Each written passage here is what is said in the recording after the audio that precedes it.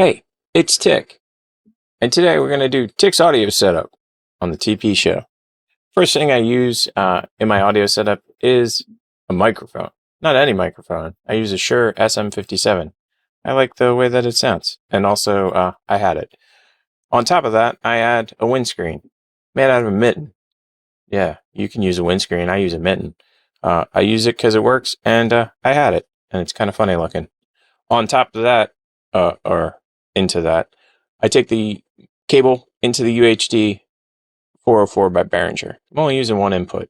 And I'm not sure exactly where I have the gain knob, but I know it's not too high, probably around 60 or 70%. That, of course, is going into my computer with Ableton Live Lite. And Ableton Live Lite is a digital audio workstation. And because of that, it has VST3 plugins. And I have a few of those in my signal path. The first one is Clarity VX. And as you can see, we're live right now, and it's working. Now, the reason I'm using the Clarity VX is because I have a laptop fan, I have a computer fan, I have a light, I have a this, I have a that. There's a lot of noise in this room. So Clarity VX helps me work that out. And I put it on the broad setting and gives me pretty good sound.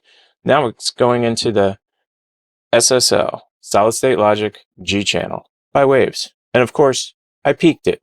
So what I'm going to do is turn the peak off and try not to peak again during this lovely thing that we're doing right here. Of course, I've lost my place, so I have no idea how to set this up correctly. I mean, I did my best. I like the way that the gate cuts in. It seems a bit aggressive, but it actually works really well for me. The compressor gives it a nice warmth. The analog switch, of course, makes it completely analog, even though this is completely digital. And on the left-hand side, I did everything to taste. Obviously, you're going to twiddle knobs until you get what you like, and I'm sure I did it wrong. And I don't know all the buttons on here, like the red button with the circle and the line through it down in the LED view meter area. No idea what that is. It probably means that I turned something off, but I have no idea.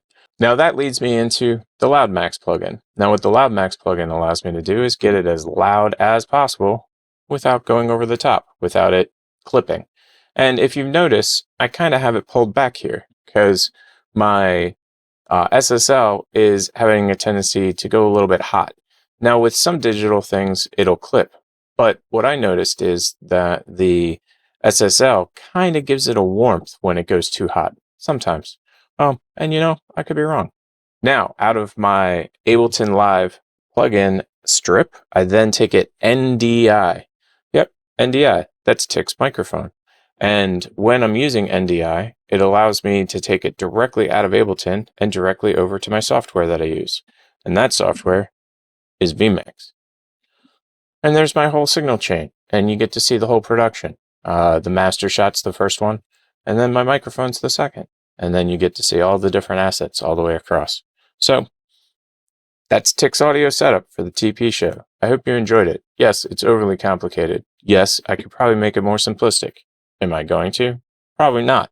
In fact, I'll probably make it more complicated in the future. And do you know why? Because I kind of like the way it sounds. Thanks for stopping by. Thanks for checking out my walkthrough of Tick's audio setup for the TP show. I should turn all these off again before I leave. So yeah, get that one, and this one, and this one, and that one, and that one, and this one, and this one, and that one, and that one. Oh yeah, and then don't forget to turn the lights out. Bye, everybody.